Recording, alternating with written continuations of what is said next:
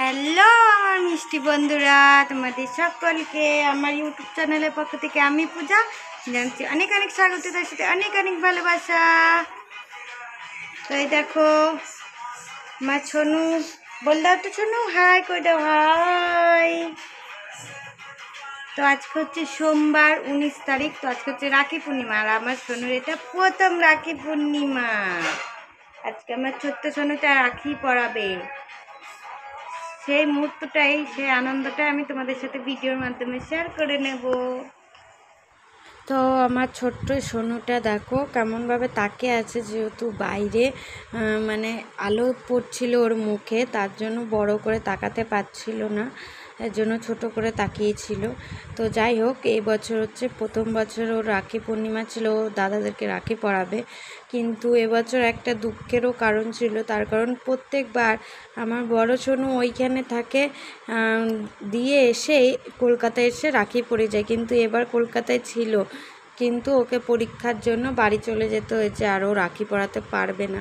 তো তার জন্য খুবই মন খারাপ করছিল, কিন্তু কিছু করার নেই, পরীক্ষাটাও তো দিতে হবে ওকে, ওর যেহেতু পরীক্ষা। তো এই দেখো আমার ছোট্ট সোনুটা তোমাদের সাথে সকালে একটু কথা বললো, বলার পর এই যে এখন ঘুমও দিচ্ছে। দেখো যতক্ষণ ঘুমাবে ততক্ষণই শান্ত, উঠে গেলেই বাস ওর পিছনে সবাই কত লোক লাগবে। আর এই দেখো এই চাদরটা কেমন হয়েছে সবাই বলো, আর এই চাদরের পিনটা কেমন লাগছে তোমরা অবশ্যই বলো। এইটা দেখো রাখি বলে আজকে পাতা হয়েছে, মানে নতুন কিনে রেখেছিল, মা চাইছিল যে কোনো অকেশন এলে আর কি পাতবে, তো আজকে যেহেতু রাখি তো তার জন্য দুটো কিনেছিল। তো এই ঘরে এটা পেতেছে এই চাদরটা, আর ওই ঘরে আর একটা নতুন চাদর পেতেছে। তো চাদরের পিনটা তো খুব সুন্দর দুটোরই, আমার তো খুবই পছন্দ। তো তোমাদের কেমন লাগছে বলো হ্যাঁ কমেন্টে। আর এই দেখো এই দুটো কিনেছিল, আর এখানে এই যে আমাদের দুটো বাবু বসে বসে খেলা করছে। এই দুটো বাবুকে আজকে ওর ছোটো বোনই রাখি পরাবে, প্রথমবার পরবে ছোটো বোনের হাতে রাখি। এতদিন বড় বোনের হাতে, মানে আমার বড় মেয়ের হাতে পড়েছে, তো এবছর ওর নেই তার কারণ। আর এইদিকে দেখো বাইরে বৃষ্টি নেমে পড়েছে, কলকাতার দিকে তো প্রত্যেক দিনই হচ্ছে, কালকেও হয়েছে, আজকেও হচ্ছে। দেখো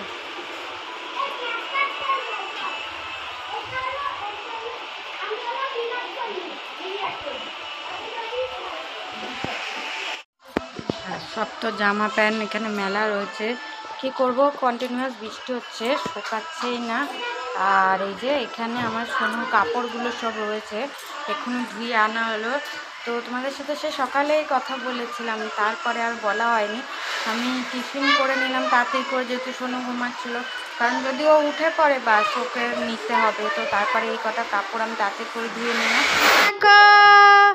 আমার ছোট্ট মাটা উঠে পড়েছে ঘুম থেকে, হ্যাঁ ঘুম ভেঙে গেছে তোমার সোনা মা? ও ছোট মা, আচ্ছা আচ্ছা আচ্ছা, আর কাঁদতে হবে না, কি কোলে নেবো? কোলে, আচ্ছা নিচ্ছি। এই দেখো আমার ছোট্ট সোনু রেডি, রাখি পরাবে বলে একদম রেডি। আর ছোট্ট সোনুর দাদাগুলোও রেডি, হাই করে দাও তোমরা। তাহলে এটা আমার ছোট সোনুর প্রথম রাখি, আর আমার বড় সোনুটা নেই, মনটা একটু খারাপ করছে, ওরও হয়তো করছে, কিন্তু কিছু করার নেই, ওর যেহেতু পরীক্ষা আছে তার জন্য ও বাড়ি চলে গেছে। এ দেখো তাকাচ্ছে আমার সোনাটা। তো এখানে আমার মা ছোট্ট সোনুটাকে কোলে নিয়ে আর কি দাদাদেরকে রাখি পরাচ্ছিল। অ্যাকচুয়ালি ও তো আর রাখি পরাতে পারে না, ও ছুঁয়ে দিলেই হবে। তো এখানে মা আর কি ওর হাত দিয়ে একটু করে ছুঁয়ে দিচ্ছিল। তো বাবুকে, আমাদের বাবুকে আর কি প্রথমে কপালে আর কি টিপ দিয়েছিল, তো তখন আর কি ঠিক করে টিপটা দেওয়া হয়নি, তার জন্য মা আবার দ্বিতীয়বার দিয়ে দিল। আর আমার ভাইপোকে তো দেওয়ার সময় একবারে একটু সামনের দিকে ঝুঁকেই পড়েছিল। তো প্রথম দিকে চুপচাপই ছিল, কিন্তু তারপরে একটু কান্না করতে শুরু করে দিয়েছিল আমার ছোট্ট সোনুটা। তো যাই হোক, এখানে ও ছুঁয়ে দিলেই যথেষ্ট। তো এখানে ও ছুঁয়ে ছুঁয়ে একটু করে ও দিচ্ছিল, বোনের ছোঁয়া হলেই হলো রাখিতে। তো তারপরে মা বেঁধে দিচ্ছিল, কারণ ও তো পারবে না। আর ওইদিকে বৌদি ওকে একটু ধরে মানে সব কিছু আগে আগিয়ে দিচ্ছিল। আর আমি এদিকে ক্যামেরাটা করছিলাম আর কি, ভিডিওটা তুলছিলাম। তো তার জন্য মা ছোট্ট সোনুটাকে কোলে নিয়েছিল, তো তার জন্য বৌদি ওদিকে বসেছিল, কারণ একা তো ওকে সামলানো যাবে না না। তারপরে এই যে রাখিগুলো ও পরিয়ে হাতে ঠেকিয়ে দিল, আর মা এই যে সব বেঁধে বেঁধে দিল। দেখো না কি লাফালাফি করছে, ওকে তো শান্তভাবে ধরাই যাচ্ছিল না। কি বলবো, একটা যে ছবি তুলবো সেটাও পারিনি, এত চেঁচাতে শুরু করে দিয়েছিল। একবার চেঁচাতে শুরু করে দিলে না ও আর শান্তই হয় না। তো কোনো রকমভাবে তাড়াতাড়ি করে আর কি রাখিটা পরিয়ে দেওয়া হলো। তারপরে এই দেখো ও দাদা গিফট দিচ্ছে। দেখো এই গিফটটা ও দাদা নিজের কিনে এনেছে, নিজে পছন্দ করে। দুটো দাদা এখন রাখি পরা হয়ে গেছে। তো আমিও স্নান করে চলে এসেছি। তো এবার আমিও রাখি পরিয়ে দেবো। তো এবছর কিন্তু সকালে রাখি পরানো হয়নি, সবাই জানো যে এবছর সকাল থেকে ছিল ভদ্রকাল, ওই টাইমে রাখি পরায় না বা কোনো শুভ কাজই করে না। তো তার জন্য এবছর কিন্তু ওই 1:30টার পর থেকে রাখি পরানোর সময় শুভ সময় শুরু হয়েছিল। তো এখানে আমি সবার প্রথম আমার গোপাল ভাইকে রাখি পরিয়ে দেবো। তোমরা যারা আমার ভিডিও আগেও দেখেছো সবাই জানো যে আমি সবার প্রথম আমার গোপাল ভাইকে রাখি পরাই, আর তারপরে গিয়ে আমার দাদাদেরকে আমি রাখি পরাই। তো এখানে এই যে আমার গোপাল ভাইকে আমি রাখি পরাচ্ছি। আর সত্যি কথা বলতে এবছরের রাখিটা না একদমই বাজে ছিল। মানে আমার জীবনের প্রথম রাখি যেটা এতটা খারাপ ছিল, মানে আমার একদমই ভালো লাগছিল না।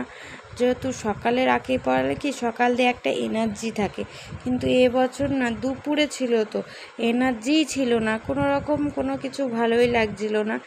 কি বলবো আর তোমাদেরকে। তো যাই হোক, এইভাবেই আর কি রাখিটা হয়ে গেল। জানো তো আমি যে গোপাল ভাইটাকে আর কি রাখি পরাতাম, সেই মানে গোপাল ভাইটা না হারিয়ে গেছিলো। তো তার জন্য মা আবার রাখির আগে এই গোপাল ভাইয়ের এই মূর্তিটা আর কি কিনে এনেছিল আমার রাখি পরানোর জন্য। তো এই যে এখানে আমার গোপাল ভাইকে রাখি পরানো একদম কমপ্লিট। এবার আমার দাদাদেরকে রাখি পরাবো। তো সবার প্রথম এখানে আমি আমার বড়দাকে গোপাল ভাইকে রাখি পরিয়ে দিয়েছি, তারপরে এখানে আমার বড়দাকে রাখি পরাবো। তো এখানে বড়দা বৌদি দুজনেই বসে পড়েছে। তো যেহেতু বড়দার বিয়ে হয়ে গেছে তার জন্য বৌদিকে পাশে বসিয়ে বৌদিকেও আর কি ঢোলনা পরাতে হয়, কিন্তু আমার বৌদি যেহেতু ঢোলনা পরে না, খুলে রেখে দেয়, তার জন্য আমি আমার বৌদির জন্যও রাখি আনি, বৌদিকেও রাখি পরাই। তো বৌদির হাতেও থাকে রাখিটা, পরেও থাকে, তার জন্য ভালো লাগে। তো এখানে দেখো বললাম না এই বছরের রাখিটা হচ্ছে আমার জীবনের সব থেকে খারাপ রাখি।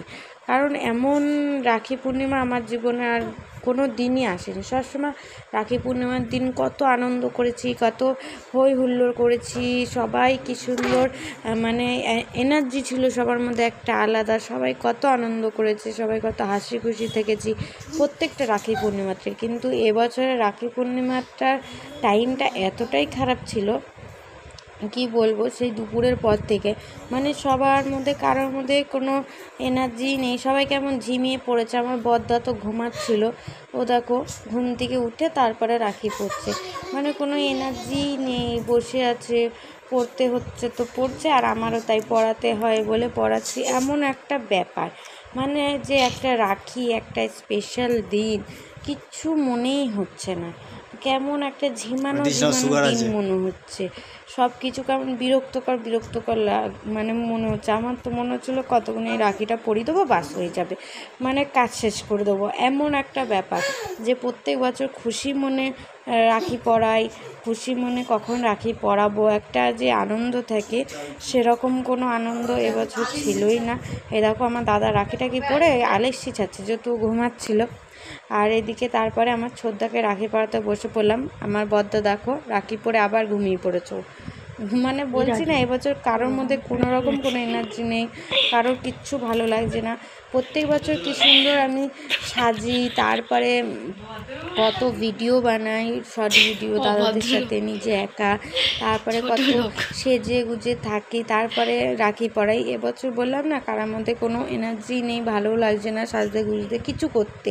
তো তার জন্য সাজিও নেই, কিছু না, সিম্পলভাবে পড়েছি, এটা 1 নম্বর কারণ। আর দ্বিতীয় কারণ হচ্ছে, যেহেতু আমার ছোট্ট সোনা এখন খুবই ছোট, তো মানে সাজার আমার কাছে এখন সত্যি কথা বলতে টাইমই নেই, কোনো কিছুর জন্যই টাইম নেই। সত্যি এইটা একদমই আমি তোমাদেরকে সত্যি কথা বলছি। কারণ যখনই আমি যাই খেতে বসি বা যাই করি, আমার ছোট্ট সোনু কাঁদতে শুরু করে দেয়।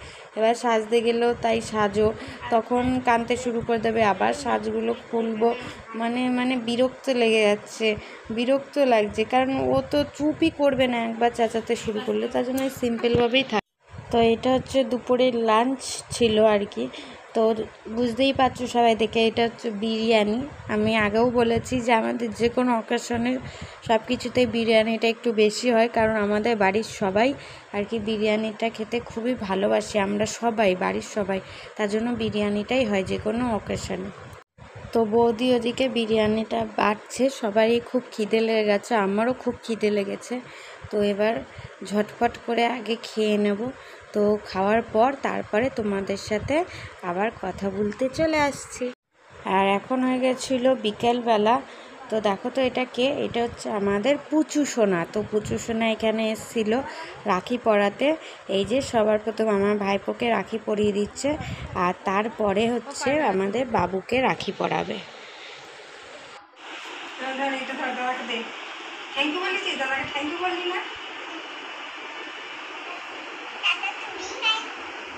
দাদার কে নয়, আমাকে বললো হ্যাঁ আমি কিছু নেবো না বে, দাদাদেরকে দিলেই হবে, দোকানে গিয়ে তুমি ওদেরকে দিবা আর আমি বাদ, মাঝখানে আমি বাদ না। দেখ বুনি রাখি পরি, বুনি তোদেরকে গিফট দিচ্ছে। তো এই দেখো, এই গিফটটাও দাদা ভাই দিয়েছিল আর কি, ওর ছোটো সোনাকে যখন পরিয়েছিল রাখিটা।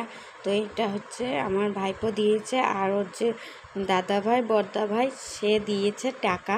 তো ওদের সন্ধেবেলা বাজারে যেয়ে গিফট কেনার কথা ছিল, কিন্তু সন্ধেবেলা যেতে পারেনি বলে টাকা দিয়ে গেছে। তো যাই হোক, এ দেখো এই দুটো জামা একই রকমের ছিল, আর জামাগুলোর কালারগুলো দেখো খুব দারুণ, আমার ভাইপো নিজে পছন্দ করেছে।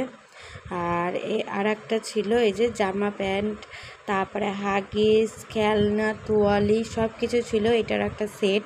আর এইগুলো কিন্তু আমার ভাইপো যে নিজের টাকা জমায়, সেই জমানো টাকা দিয়ে বুনিকে গিফট দেবে বলে কিনেছিল। তো যাই হোক, এই সোনার গিফটটা কেমন হয়েছে তোমরা সবাই কমেন্টে জানিও।